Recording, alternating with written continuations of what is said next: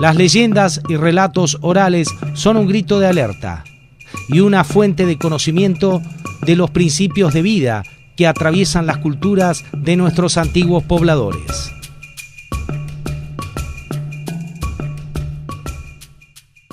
El ser humano siempre buscó lugares con agua para asegurar la subsistencia.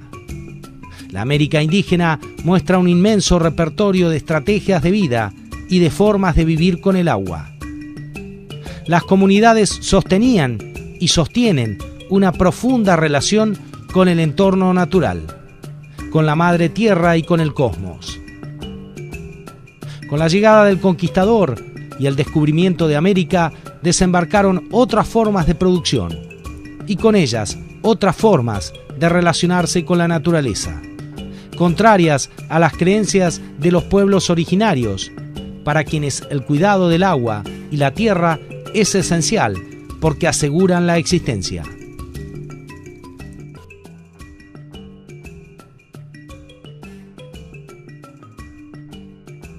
Los ríos con agua permanente han guiado los movimientos de pueblos y sus asentamientos, de norte a sur como de este a oeste. Un río con agua fluyente es el sitio obligado para instalar las tolderías. El río Atuel, el Salado, el Chadilebú y sus brazos siempre atrajeron población animal. Sus márgenes y bañados poblados de vegetación fueron alojamiento para la fauna acuática, presa de otros animales y para cualquier cazador. Por eso estos ríos fueron el lugar elegido para los recolectores primitivos que en algún momento se aproximaron en sus correrías a este territorio. Ofrecieron un terreno de opulencia inagotable, un regalo de los dioses. La franja del Atuel Chadilebú registró una gran concentración de habitantes, de gran antigüedad, que permaneció hasta la invasión de Roca. Como manifestara el ingeniero Ove Bock, funcionario de irrigación de la provincia de Mendoza, a principios del siglo XX ya había cierta gloria en el oeste de La Pampa.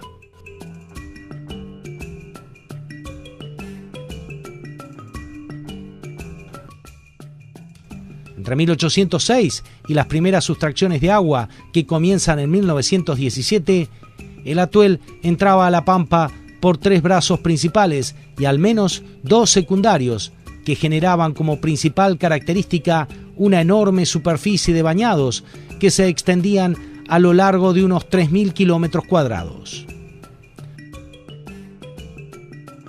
Hay testimonios de 1770 que hablan de unos 100 kilómetros inundados.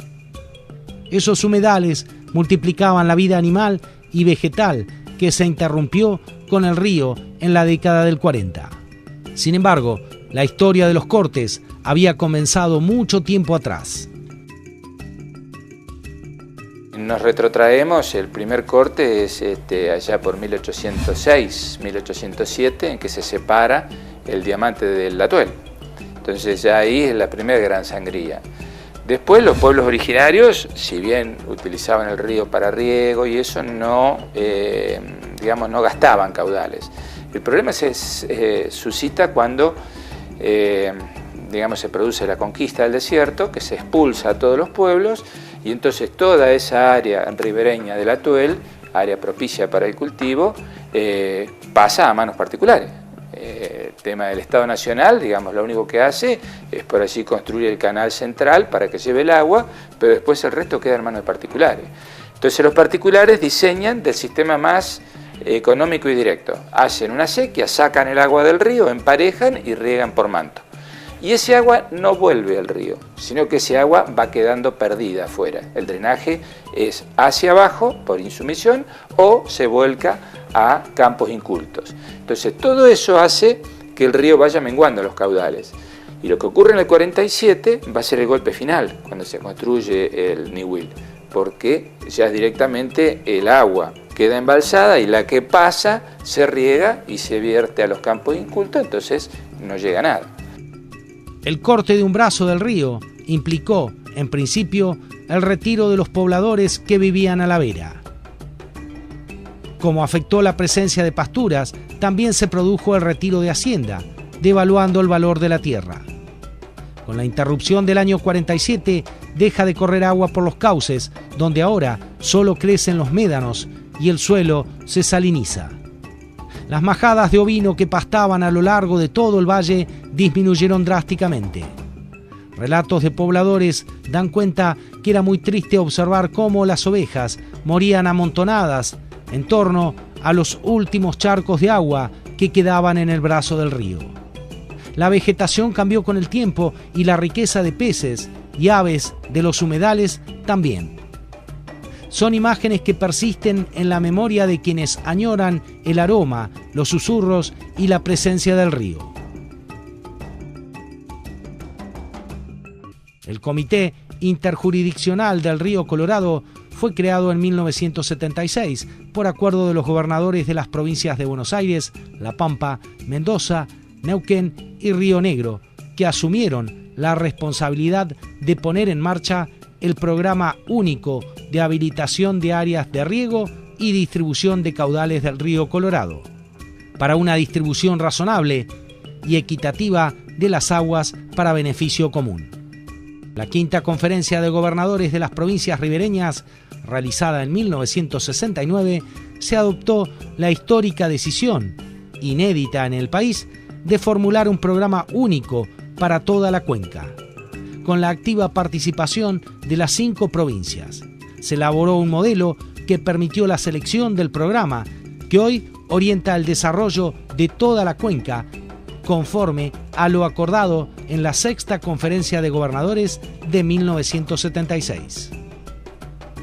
Sea por culpa del Estado Nacional, de quien dependíamos nosotros por ser territorio nacional, o por la actividad de Mendoza, que en su posición de provincia fundadora interpreta que tiene todos los derechos del mundo, a nosotros, en el caso del Atuel concretamente, nos dejan sin ninguna posibilidad de desarrollo. Y en el caso del Colorado, hay que rescatar un hecho que podríamos decir fundamental, que es la primera reunión de gobernadores que se hace en el año 56, cuando se reúnen los 5 gobernadores, nosotros recién recibiditos de provincia, ¿no es cierto?, y se logra un compromiso de pensar en un uso compartido del río Colorado. Eso se consigue fundamentalmente, y en nuestro beneficio podríamos decir, porque al estar la provincia de Buenos Aires, que tiene desarrollado un área bajo riego en Pedro Luro, que riegan con el río Colorado, ellos son quienes nos van a ayudar a nosotros en nuestra postura de que el río debe ser utilizado en forma compartida, ecuánime y pensando en la preservación del recurso. Hoy en día la provincia de Buenos Aires tiene 130.000 hectáreas bajo riego. Es una potencialidad inmensa. Y a la provincia de Buenos Aires se le garantizó, por el acuerdo que se firmó en el año 76, determinada cantidad de agua con determinada calidad, ¿verdad? Entonces eso es lo que hace que por allí Mendoza no actúe en mano militar y se ponga a hacer lo que quiera, aguas arriba, sino que tiene que respetar ese acuerdo.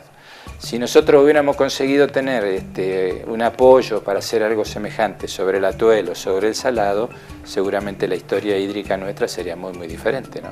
El río Atuel, bueno, ahí estamos trabajando particularmente, y bueno, el río Atuel está en grave estado. Los bañados que conforman humedales en el área de confluencia del Atuel con el Salado ya no están activos, o sea, hace años que el río Atuel no se conecta con el Salado y tiene un régimen hidrológico completamente invertido. Antes tenía que tener los caudales con producto nival, los tiene a principios del verano, y ahora como solamente recibe el agua que pasa por el sistema de riego y retorna naturalmente al cauce, no es que derivan agua, los retornos que colecta el cauce llegan en invierno y muy atenuados. Y el río Salado, por el otro lado, ingresa a la Pampa todavía siendo un río de régimen permanente, pero pierde esa condición aguas abajo. Ya hacia Limay y Mahuida ya no llega agua, con tenores salinos que no son adecuados para ningún uso. Es una salinidad mayor que la del agua de mar, y bueno, caudales tan atenuados y muy salinos no sirven para nada. así nomás. Entonces hay un deterioro ambiental muy, muy grande.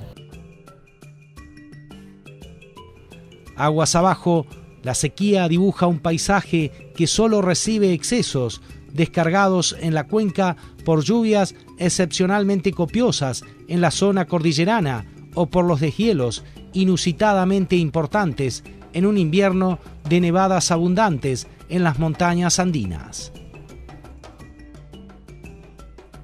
Y logramos que justamente que Mendoza mejore la eficiencia de río, que la acepte y que liberen un poco más de agua, se podrían reactivar los humedales y el sistema. No hace falta muchísima agua, pero sí una mayor continuidad. Pasa que en un sistema semiárido la intermitencia trae aparejado que todo el sistema se contraiga, y entonces volverlo a activar requiere muchísima más agua que nunca tenemos, y entonces los sistemas no se activan.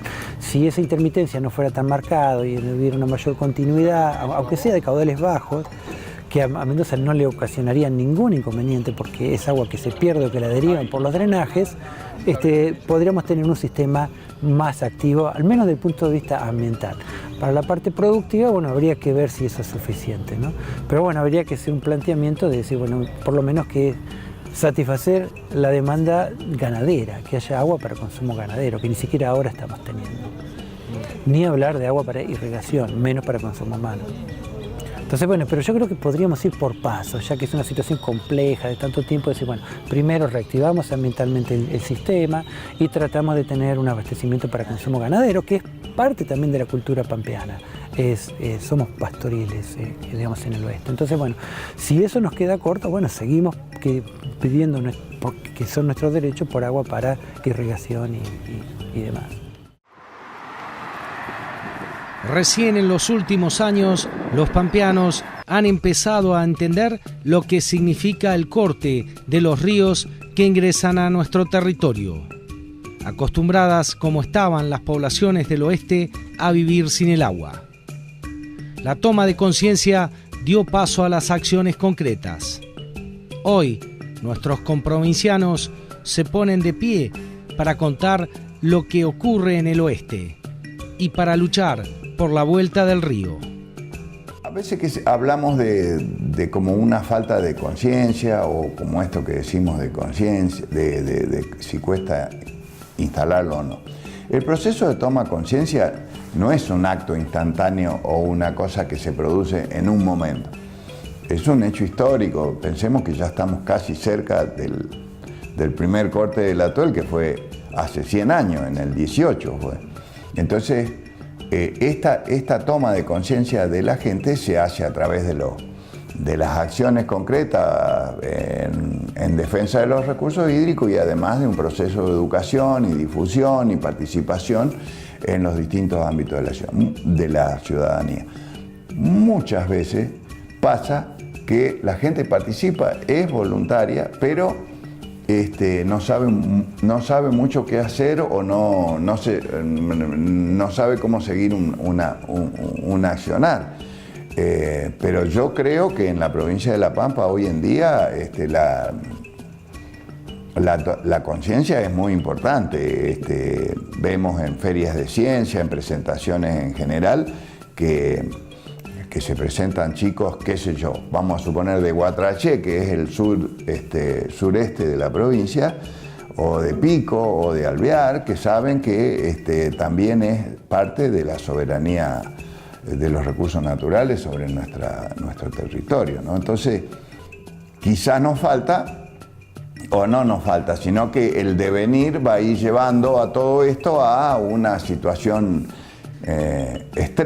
o puntual, como puede ser esto del Atuel, cuando haya el fallo y todo lo demás, en donde los pampeanos tenemos que estar todos. Ahí sí tenemos que estar todos y sumarnos desde cada lugar a esta defensa, y bueno, en ese sentido, bueno, estimulando, nosotros participamos y tratamos de movilizar a todos los sectores sociales, como pasó a fin de año, que se hizo una manifestación hacia Algarrobo del Águila, hacia Santa Isabel, Y fue muchísima gente y participaron los gremios, participaron las asociaciones intermedias, participaron la Cooperativa Popular de Electricidad, es decir, una vasta población de sectores sociales que muestran que está vivo y latente, que solamente requiere de los momentos.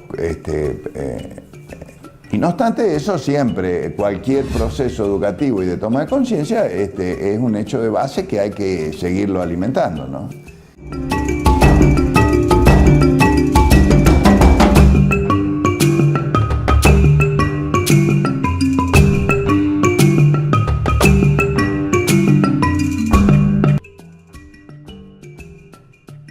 Juan Pablo Morisoli es experto en hidrología y funcionario de la Secretaría de Recursos Hídricos de la provincia. También fue diputado provincial y subsecretario de Recursos Hídricos. Profundo conocedor de la Pampa y de sus ríos, conoce como nadie la problemática del Atuel y la historia de esa disputa con la vecina provincia de Mendoza. En relación con la audiencia de conciliación que tuvo lugar en la Suprema Corte de Justicia de la Nación por el conflicto del río Atuel, fue muy cauto. Sin embargo, rescató el hecho de poder expresar en la Corte lo que sentimos los pampeanos con respecto al Atuel. Bueno, un balance positivo, no para envalentonarse demasiado, porque tenemos años en esto y hemos visto que acuerdos que parecían fructíferos terminaban sin llegar a nada. Por eso fue que cuando en el año 2004 planificamos una estrategia de Estado para los ríos de la Pampa, primero en el Atuel se planteó el acuerdo, después se planteó otro tipo de soluciones y finalmente sabíamos que si no caminaba la parte política había que llegar a la Corte Suprema. Y la audiencia de conciliación, si bien no respondió a su nombre, porque no hubo una conciliación política, no hubo una oferta de Mendoza superadora del conflicto antes de que se desarrolle el juicio, como cualquier juicio, a nosotros nos dejó conformes porque pudimos decir, los que hablaron, los que representaron la Pampa, lo que durante años teníamos atragantado. La mejor expresión fue la de nuestro gobernador cuando dijo: a los pampeanos nos robaron un río, en plena Corte Suprema y delante de las máximas autoridades del país y sentado al lado del gobernador de Mendoza. Esto expresa el sentimiento de décadas de pampeanos sin agua, de décadas de frustraciones y de la toma de una conciencia superadora en la cual estamos todos concientizados y resueltos a llevarla hasta la última.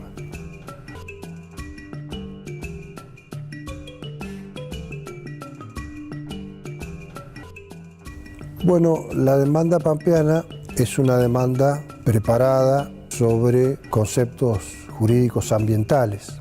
No tiene nada que ver con la demanda que se hizo en la década del 78, año 78, que era sobre conceptos hídricos. Esta es una demanda sobre conceptos ambientales que subsumen a la parte hídrica, pero es mucho más amplia, porque incluye la fauna, la flora, la vegetación, el hombre, su producción, el desarrollo, el bienestar, los beneficios ecosistémicos que proveen los humedales, que tiene que ver con la época en que vivimos, con las leyes nacionales y provinciales que hoy tiene nuestra provincia y nuestro país, y con la vigencia de la Constitución modificada del año 94, que incluyó todos los artículos que tienen que ver con la parte ambiental y de derechos humanos. Así que desde esa perspectiva creo que tenemos posibilidades de éxito en este estadio en que nos encontramos. Han pasado 70 años desde que por allá en 1947 un agente policial pampeano le escribió una carta a Juan Domingo Perón para denunciar la sequía que atravesaba el oeste provincial.